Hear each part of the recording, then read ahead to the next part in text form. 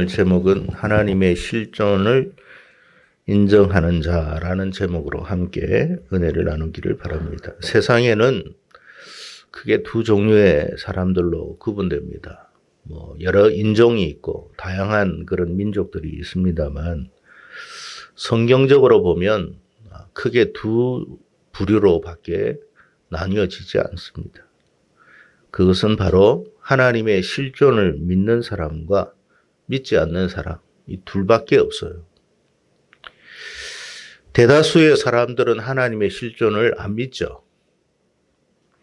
하나님이라는 자체를 인정하지 않습니다. 부정하죠. 그렇게 살아가고 있습니다. 그래도 불편함은 없을 거예요. 아쉬울 것도 없고, 그저 자신이 생각하는 대로 열심히만 살면 잘 될 것이라는 그런 기대감을 갖고 살아갑니다. 반면에 하나님의 실존을 믿는 사람은 그렇게 많지가 않습니다. 하나님의 실존을 믿든지 믿지 않든지 그건 자유입니다.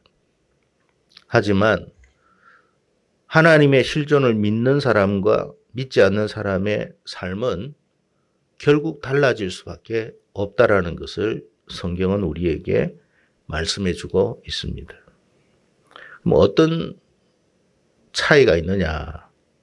그 차이를 오늘 우리는 아모스 선지자의 말씀을 통해서 함께 살펴보기를 바랍니다. 여러분, 아모스 1장을 보면 이스라엘의 주변 7 족속들에 대한 이야기가 나옵니다. 여러 족속들이죠. 다양한 족속들이 나오고, 그리고 그 다음 장에 보면 유다와 이스라엘에 대한 말씀이 나옵니다. 근데 여러분 1장과 2장을 보면 하나의 공통점이 있어요. 이게 뭐냐면 이 이스라엘 주변의 7 족속들은 하나님의 실존을 안 믿는 사람들이에요. 그리고 유다와 이스라엘은 하나님의 실존을 믿는 사람이에요. 근데 뭐가 공통점이냐면 둘 다 하나님 앞에 범죄하고 있어요. 그게 공통점이에요. 다른 점은 뭐냐? 한쪽은 하나님의 실존을 믿는 사람들, 그리고 한쪽은 하나님의 실존을 아예 믿지 않는 사람들. 그것만 다를 뿐이에요. 근데 그걸 아모스가 이야기를 하고 있어요. 여러분, 아모스의 주제가 뭐냐면 하나님의 공의, 그리고 하나님의 심판, 그리고 하나님의 주권, 그리고 종말론적 회복에 대한 이야기입니다. 근데 이게 하나의 나누어진 주제가 아니라 하나의 연결된 주제라는 거예요. 연결된 주제. 여러분, 하나님의 실존을 믿는 사람과 믿지 않는 사람의 삶의 차이가 뭐냐? 그걸 우리가 아모스가 말하고 있는 건데, 결론적으로 말해서 뭐냐면 둘 다 죄인이라는 거예요. 둘 다. 예외가 없어요. 하나님의 실존을 부정하든 부정하지 않든 다 죄인이에요. 7 족속들에 대한 각 족속들에 대해서 하나님이 심판한다라는 이야기를 해요. 그게 하나님의 공의거든요. 그러니까 하나님은 공의로운 분이에요. 하나님을 믿든 안 믿든 범죄하면 심판합니다. 그러니까 여러분 교회 다니기 때문에 내가 어떤 죄를 지어도 괜찮다라는 생각은 아예 하지 마세요. 그건 하나님의 공의가 아니에요. 하나님은 공의로운 분이에요. 교회를 다녀도 범죄하면 심판합니다. 그러니까 내가 교회 다니니까 하나님께서 다 용서해 주시겠지, 그런 어떤 잘못된 말을 들어서는 안 돼요. 구원파들이 그런 이야기 하잖아요. 유병헌이가 그런 이야기를 하고 이초석이가 그런 이야기 합니다. 우리는 다 하나님 앞에 구원받은 사람들이니까 어떤 죄를 저질러도 상관없다. 구원의 날짜만 잘 가지고 있으면 된다. 그렇게 생각해요. 천만의 만만의 말씀. 그럴 것 같으면 아모스가 그런 이야기 안 하죠. 아모스 선지자를 통해서 말씀하고자 하는 말씀은 뭐냐면 하나님은 하나님을 인정하든 인정하지 않든 범죄하면 다 심판한다라는 게 하나님의 공의를 이야기하는 거예요. 그러니까 교회 다니면서 내가 이래도 되겠지. 절대 그렇게 생각하지 마세요. 교회 다녀도 나는 사기쳐도 괜찮겠지. 도둑질해도 괜찮겠지. 음란해도 괜찮겠지. 한번 해보세요. 어떻게 되는지. 즉각적인 심판이 들어올 겁니다. 징계가 들어와요. 예외 없어요. 목회자라고 예외 있느냐? 장로라고 예외 있느냐? 천만의 만만의 말씀이요. 그건 하나님의 공의가 없죠. 만약에 심판이 없다면. 근데 아모스 선지자를 통해서 주시는 메시지는 뭐냐면 교회를 다니든 안 다니든 하나님을 믿든 안 믿든 그가 하나님 앞에 범죄하면 즉각적인 심판을 행할 것이다. 그 이야기예요. 그래서 우리는 하나님을 어떻게 믿어야 돼요? 잘 믿어야 되는 거예요. 엉터리같이 믿으면 안 돼요. 이게 하나님의 공의요 심판을 이야기하는 거예요. 그리고 이 세상은 하나님을 부정하든 안 부정하든 자기가 하나님을 인정하지 않더라도 이 세상의 주권은 누구에게 있다는 거예요? 하나님께 있다라는 거예요. 내가 하나님을 부정해요. 하나님을 인정하지 않아요. 나는 하나님이 없다고 생각해. 그건 자유예요. 그렇다고 하나님의 주권이 없는 건 아니에요. 하나님은 여전히 세상을 다스리고 여전히 주관하고 계신다라는 이야기예요. 그게 아모스가 이야기하는 메시지예요. 근데 이제 차이가 하나 있다. 뭐냐? 하나님의 실존을 믿는 자와 믿지 않는 자의 차이가 뭐냐? 종말론적으로 다르다. 종말론적으로 다르다. 하나님의 실존을 믿는 사람들은 종말론적 회복이 이루어진다라는 이야기예요. 그게 달라요. 왜 종말론적 회복이 이루어지느냐? 둘 다 하나님 앞에 징계를 받아요. 그런데 하나님의 실존을 믿는 사람, 하나님의 살아계심을 믿고 하나님이 존재한다는 사실을 믿는 사람은 범죄해가지고 막 깨지잖아요. 하나님 앞에 징계를 받아 깨져요. 깨지고 나서 깨달아요.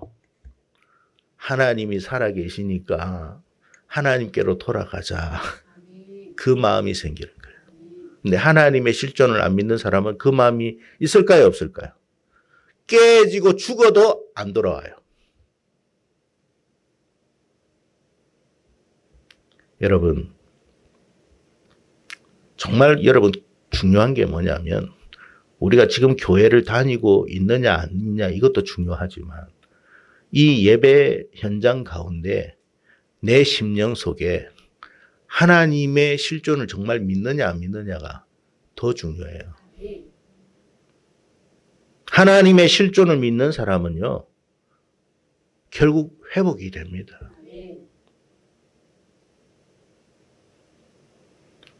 우리가 하나님 앞에 범죄하면 목회자라고 해서 하나님 그냥 넘어가시는 분 아니에요. 그러니까 여러분, 제발 여러분 어떤 교회가 뭐 어떻다, 목회자가 어떻다, 여러분이 그렇게 걱정할 일은 아니에요. 하나님이 살아계시잖아요. 여러분의 눈보다도, 여러분의 귀보다도, 여러분의 판단보다도 더 정확하신 분이에요. 여러분은 알고 있는데 하나님은 모른다? 그런 일은 없어요. 하나님은 은밀한 것까지도 알고 숨겨놓은 것까지도 다 알아요. 그러니까 하나님 앞에 우리가 뭐 감출 수 있는 게 없어요. 포장을 한다고 포장이 되는 게 아니에요. 그러니까 괜한 여러분 염려하지 말고 괜한 비판하지 말고 누구를 걱정해야 돼요? 나 자신을 걱정해야 돼요. 아이고 저 목사가 어떻다, 저 장로가 어떻다, 그 사람 걱정하지 마세요. 진짜 걱정해야 할 사람은 나예요. 네. 그러면 내가 하나님의 살아계심을 믿는다면 하나님은 나도 보고 있잖아요. 나라고 예외가 될 수 있나요? 예외 안 됩니다, 여러분. 그러니까 우리는 하나님 앞에 징계를 받는 인생이 되어서는 안 되겠죠. 제대로 된 믿음 생활을 해야 된다 이 말이에요. 거짓된 믿음 생활을 하면 안 돼요, 여러분. 뭐 여기에 앉아가지고 여기에서만 그럴듯한 모습으로 여러분 있다고 하나님이 여기의 모습만 보는 게 아니잖아요. 우리의 가정에서도, 우리의 직장 생활에서도, 우리의 인간관계 속에서도 다 보고 계시잖아요. 그러니까 우리가 뭐 어떻게 뭐 감출 수는 없는 거죠. 여러분, 그런데 참 이스라엘 역의 가나안 7족속에 대한 이야기를 하는 게 뭐냐면 이들은 하나님의 실존을 인정하지 않아요. 하나님 자체를 부정해요. 그러다 보니까 그들이 이스라엘과 다르지 않는 범죄를 저질렀어요. 뭐 이스라엘도 별로 다르지 않아요. 근데 그들은 하나님의 징계를 받아요. 징계를 받는데 안타까운 것은 뭐냐면 징계가 문제가 아니야. 돌아오지 않는 게 문제지. 그들은 안 돌아와요. 그래서 망하는 거예요. 이스라엘 백성들과 유다 백성이 다른 족속들보다 더 선했느냐? 절대 그렇지 않습니다. 똑같은 죄인이었어요. 하나님 보시기에 다를 바가 하나도 없어요. 여러분, 하나님 보시기에 저 밖에 있는 사람들이나 저 여기에 있는 우리나 뭐 다를 거 뭐 있을 거라고 생각하십니까? 똑같이 교활하고 똑같이 죄가 많고 똑같이 그래요. 근데 진짜 중요한 게 뭐냐면 내 안에 하나님이 계시면 내 마음속에 하나님이 정말로 이 세상의 주권자라는 사실을 믿는다면 결국 우리는 하나님께로 돌아오게 돼 있어요. 하나님을 의식하는 마음이 있기 때문에 다시 하나님을 찾게 되는 거예요. 탕자가 아버지를 찾듯이 결국 그 현장 속에서 그 처참함 속에서 하나님을 찾는다는 거예요. 여러분 아모스 5장 4절의 말씀을 한번 보세요. 아모스 5장 4절의 말씀 우리 같이 한번 읽어봤으면 좋겠습니다. 아모스 5장 4절입니다.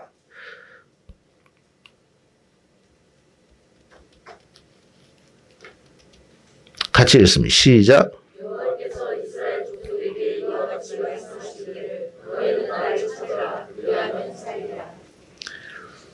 물어보겠습니다. 이 말씀을 하나님이 이스라엘 백성들에게 했어요. 근데 왜 7족속들에게는 안 했을까요? 왜 하나님은 이스라엘에게만 이런 말씀을 하시고 7족속들에게는 이 말씀 안 하느냐 말이에요. 여러분, 마음에 하나님이 없는 사람에게 하나님 찾아라고 하면 어떨 것 같아요? 그 말이 허공에 메아리로 울릴 뿐입니다. 하나님께서 누구에게 말씀하시는가요? 그 마음에 하나님이 있는 사람에게 말씀하시는 거예요. 저와 여러분에게 말씀하시는 것이 복인 줄로 믿으시기 바라요. 예? 하나님이 그나마 있기 때문에 말씀하시는 거예요.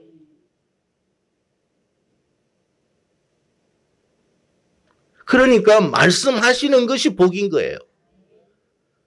우리가 말씀을 들을 때 꽤 거슬리게 내 마음이 언짢고 막 괴로울 때도 있어요. 불쾌할 때도 있어요. 그럼에도 하나님이 그렇게 말씀하시는 이유는 뭐냐? 그래도 내 안에 뭐가 있기 때문에? 하나님의 실존을 믿는 믿음이 있기 때문에 말씀하시는 거예요. 그게 축복이라는 거예요. 물론 아모스가 이 말을 했을 때 이스라엘 백성들이 그 말씀을 정말 마음으로 새겨 들었느냐? 안 들었습니다. 안 들었어요, 정말로. 안 듣고 나서 계속 범죄했거든요. 범죄가 어떻게 됐느냐? 정말 하나님이 징계를 해버렸어요. 어떻게 징계했느냐? 아수르에 그냥 팔려가 버린 거야. 세상에 팔려가가 노예되고 이렇게 치고 저렇게 치고 정말로 사람 대접 안 받는 짐승처럼 그런 어떤 대접 받으니까 그때 깨달았어요. 뭔 소리를 깨닫느냐? 하나님을 찾으라는 소리를 깨달은 거야. 이미도 우리에게 주셨던 말씀이 속에서 올라오는 거예요. 기억되는 거예요. 여러분, 삶의 현장 속에서 막 깨어져 가지고 처참하게 깨어져 눈물 콧물 다 흘리고 막 있는 상황에서 뭐 불현듯 내 머릿속에서 내 마음속에서 말씀 한 구절이 떠오른다. 그게 여러분 복인 거예요. 이스라엘 백성들이 포로로 끌려가 가지고 정말 짐승만도 못한 대우를 받았어요. 아수르가 이스라엘 백성들을 어떻게 끌고 갔는지 여러분 역사적으로 아시잖아요. 이 혓바닥에다가 고리를 이렇게 뭡니까? 우리가 낚시 그거 있지 않습니까? 바늘처럼 그런 걸 다 꼽았어요. 그래 끌고 갔다니까. 그 역사에 나오는 거예요, 세계사에. 여러분, 나라를 잃으면 그렇게 되는 거예요. 하나님이 은혜 주실 때 은혜 받고 감사함으로 살고 잘 살면 좋은데 꼭 엉뚱한 짓 하면 그렇게 비참하게 됩니다. 하나님 그렇게 내버려 두신 거예요. 근데 그 상황 속에서 그들이 깨달은 거예요. 하나님의 말씀을 깨달은 거야. 나를 찾으라는 말씀을. 나를 찾으라. 그러면 살 거야. 그 말씀이 불현듯 떠올랐다는 거예요. 그래서 이스라엘 백성들이 어떻게 했습니까? 포로 생활 속에서 하나님 찾은 거예요. 오늘 말씀은 하나님을 찾았더니 하나님이 그렇게 복을 주시더라는 거예요. 그게 복이에요. 진짜 복은 뭐냐면 원래 우리가 하나님의 은혜를 받고 이렇게 잘 살 때 계속 믿음 생활 잘하고 하나님 앞에 범죄하지 않고 순수하게 잘 살면 그게 진짜 복인데 인생이 미련하고 어리석어가지고 꼭 어그러진 길로 간다니까요. 이렇게 예배 드리라고 이렇게 하면 우리가 감사해야 되잖아. 근데 감사를 안 해. 이 더운데 예배를 왜 드려야 되느냐고. 집에서 에어컨 틀고 말이지 수박 먹으면서 이렇게 시원하게 있으면 몸에 피로도 풀리고 참 좋을 텐데 괜한 짓 하고 그 이스라엘 사람들이 그랬어요. 하나님이 참고 참은 거야. 근데 그게 복이라고 생각하고 살았으면 좋을 텐데 복이라고 생각을 안 한 거예요. 혹시 여러분도 그런 마음이 없는지 모르겠습니다. 우리가 성경을 왜 살펴보느냐면 그 사람들을 통해 가지고 우리의 삶을 어떻게 되돌아보면서 우리는 그런 어떤 뭡니까? 최악의 상황을 맞이 않기 위한 현명한 삶을 살기 위해서 그렇게 성경을 보는 거지. 이거 괜히 우리가 이스라엘의 이야기를 우리가 안 들 무슨 의미가 있겠습니까? 내가 복을 받기 위해서 하는 거죠. 그런데 참 아까도 이야기했지만 하나님을 인정하든 인정하지 않든 인생은 참 미련하고 어리석어 가지고 꼭 죄악을 범해요. 하나님이 하지 말라고 하는 것을 꼭 해요. 하나님을 찾으라고 했는데도 안 찾아. 그래가지고 저 집에 가지고 그냥 거기에서 그냥 몸을 이렇게 누이면서 쉬고 그렇게 하면 좋은 것 같다고 생각하는데 하나님은 자기 백성은 그냥 그대로 내버려 두지는 않아요. 반드시 징계합니다. 그래서 이스라엘 백성들이 고리에 여기 혓바닥이나 코에 다 끼었거든요. 그러니까 끌려갔어요. 이렇게 처참하게 여러분 끌려갈 때 얼마나 고통스러웠겠습니까? 근데 그 고통 가운데 뭘 깨달았다고요? 하나님을 다시 찾은 거예요. 축복합니다. 고통 가운데 하나님 찾지 마시고 은혜 베풀어 주실 때 하나님을 늘 찾으시고 하나님을 의지하기를 축복합니다. 7 족속들에게는 이 말씀 안 했어요. 왜? 말해봤자 하나님을 안 믿으니까. 그게 달라요. 그러니까 여러분 하나님이 나에게 말씀해 주시는 것에 대해서 감사하세요. 입이 황금 나와가지고 무슨 말씀이냐고 이 시대에 무슨 그런 이야기를 내가 들어야 되냐고 말이죠.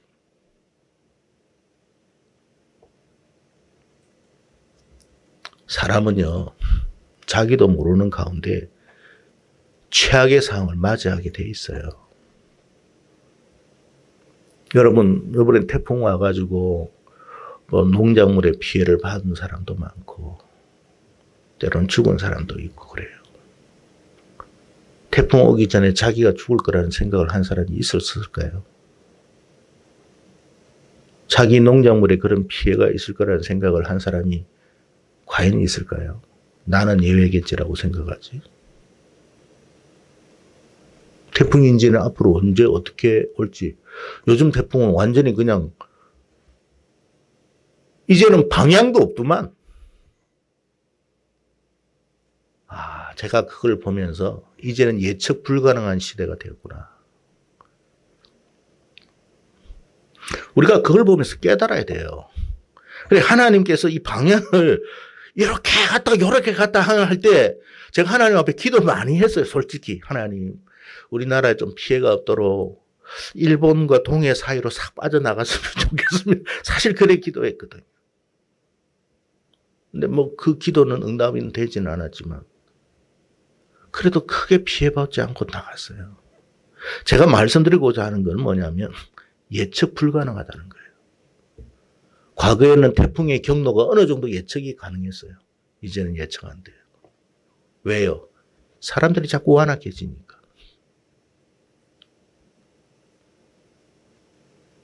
우리 인생이 예측하는 게 얼마나 예측할 수 있어요? 예측 가능 안 돼요. 생각지 않은 어떤 변수가 일어날 수 있다 이 말이에요. 우리의 삶에 정말 하나님의 은혜가 필요하다는 그런 어떤 마음, 하나님의 도우심이 필요하다는 마음, 그건 누가 그런 마음을 가져요? 하나님의 실존을 믿는 사람만이 가지는 거예요. 그 하나님의 실존을 믿는 사람은요, 결국 회복의 길을 하나님이 열어주신다. 그게 아모스의 주제예요.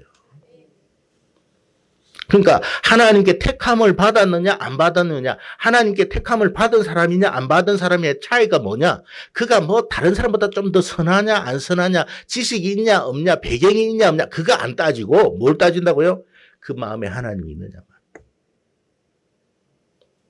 좀 부족해도 야곱 같은 인생이라 할지라도 하나님이 있으면 복을 받아요. 우리는 조금 더 도덕적이냐 아니냐를 따지죠. 여러분, 하나님 보시기에는 하나님이 뭐라고 이야기했어요? 의인이 있다 했어요, 없다 했어요? 한 명도 없다고 그랬어요. 다 하나님 보시기에는 죄인이에요. 하나님은 다 죄인이에요. 하나님 보시기에는. 누가 더 나은 사람이 있냐 없냐? 없어요. 다만 그 죄인 중에 누가 하나님을 찾느냐?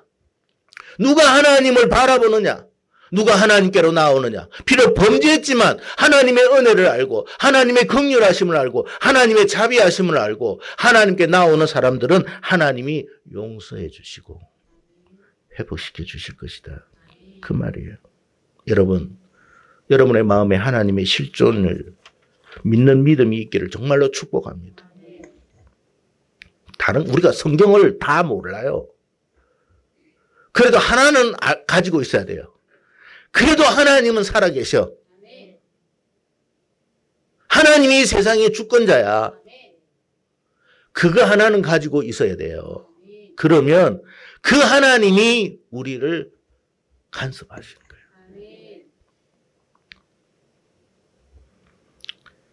여호와께서 이스라엘 백성을 아까 읽었듯이 족속에게 이와 같이 말씀하신 너희는 나를 찾아라. 그러면 살리라. 그 말씀이 그때는 못 깨달았는데 이후에는 깨닫게 되더라는 거예요. 그 말씀이 그 시간에는 못 깨달았어요. 근데 그 말씀이 자기의 심령 안에 박혀가지고 깨달아지는 날이 오더라는 거예요. 여러분, 하나님의 말씀을 오늘 들었다고 다 깨달아지는 건 아니에요. 언젠가는 그 말씀이 내 마음속에 떠오를 때가 있고 기억될 때가 있고, 그래서 하나님을 찾게 될 때 그 하나님을 찾음으로 말미암아 하나님이 일하시고 회복시켜 주신다는 사실을 깨닫기를 바랍니다.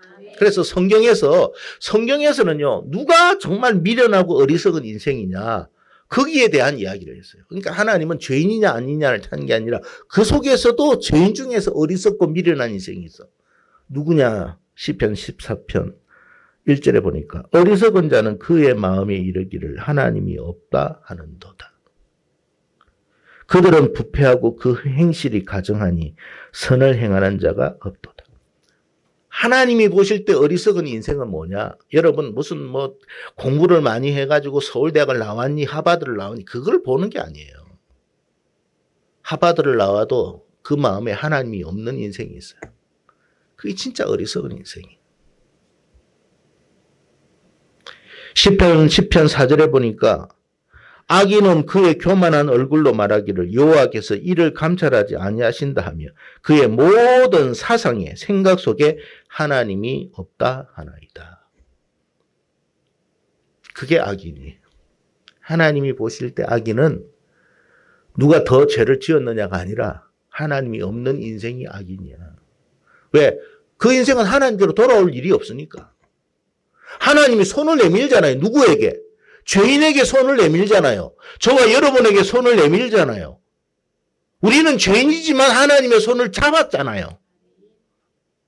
그래서 하나님께 은혜 주신 거예요. 하나님이 손을 내미는데 손을 뿌리치는 인생이 있어요. 그게 악인이에요. 하나님의 자비하심에 손길까지 뿌리치는 것 최악입니다. 최악.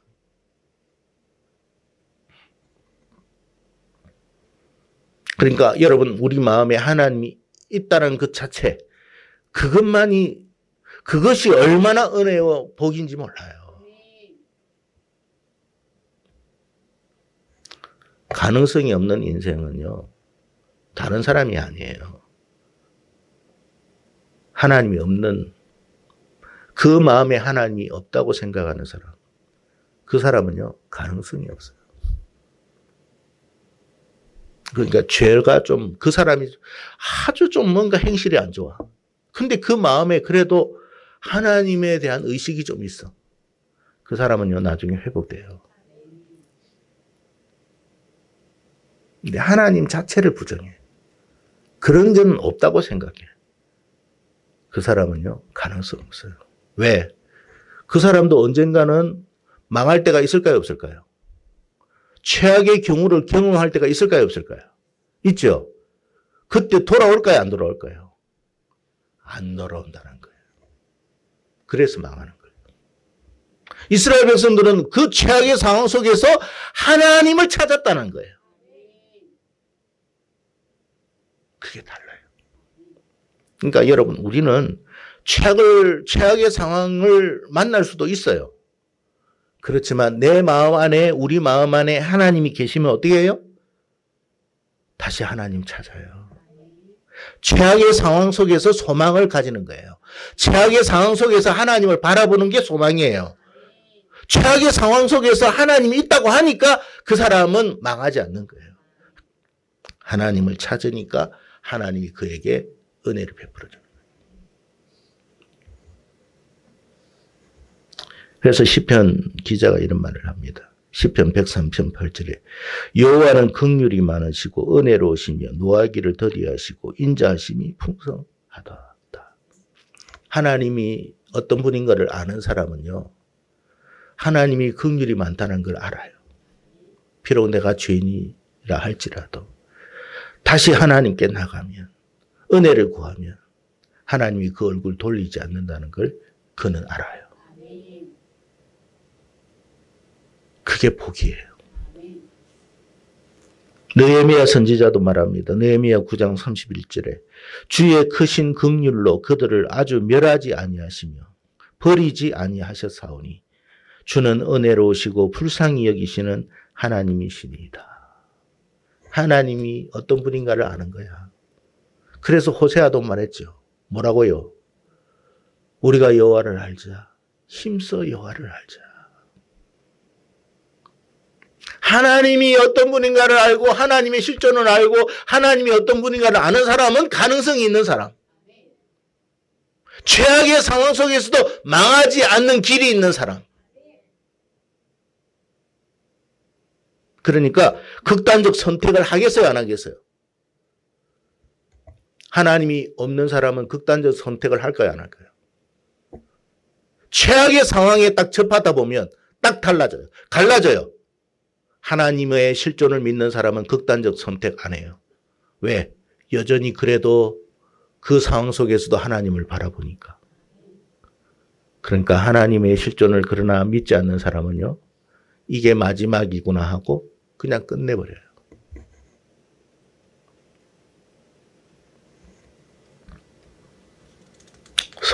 성도 여러분, 우리가 교회 생활하면서 믿음 생활하면서 늘 마음에 이 한 가지는 꼭 품고 살아가십시오. 하나님은 살아계신다. 하나님은 이 세상의 주권자이시다. 비록 내가 죄인일지라도 하나님은 자비하시고 긍휼이 많으신 분이시다. 내가 하나님께로 돌아가면 하나님은 나를 받아주신다. 그래서 여러분 살아있다라는 것이 은혜인 거예요. 왜? 기회가 주어지고 있으니까. 생명이 붙어 있으면요, 기회가 있다는 거예요.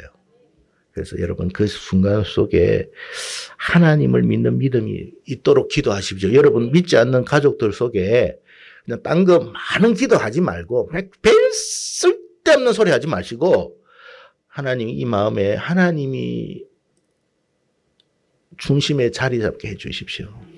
그 마음에 하나님의 실존을 믿는 믿음이 있게 해 주십시오. 그거 하나면 돼요. 그거 하나. 그러면 돌아와요. 그거 하나 때문에 구원받고 그거 하나 때문에 천국 가고 그거 하나 때문에 영원히 복을 받는다.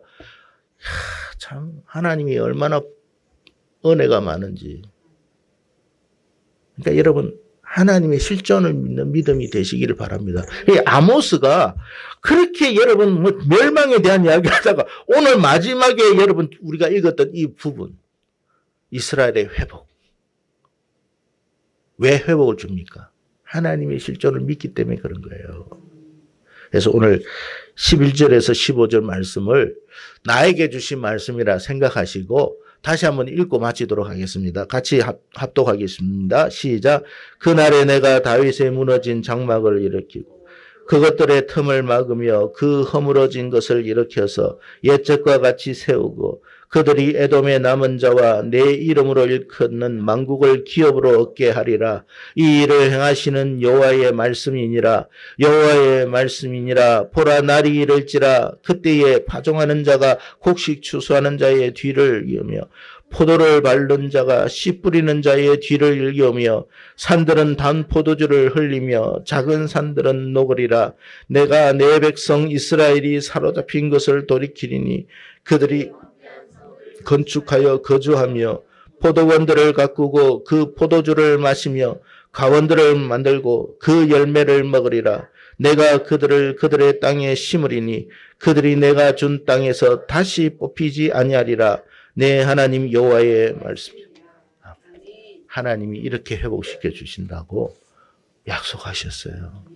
이 믿음을 갖고 극단적 선택하지 마시고 최악의 상황 속에서도 하나님 믿는 믿음으로 살아가는 저와 여러분 되기를 주의 이름으로 축복합니다. 기도하겠습니다. 고마워요.